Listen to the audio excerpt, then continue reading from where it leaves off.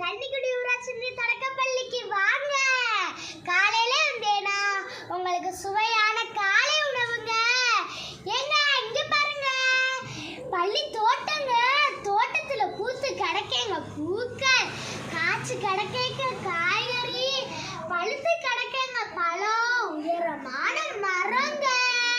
அதுல இருந்து காத்து வருமேங்க.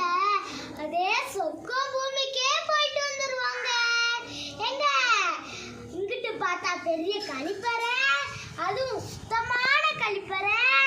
எங்க இங்க பாருங்க, பள்ளி வகுப்பறைக்குள்ள நுழைஞ்சா பெரிய ஸ்மார்ட் போர்டு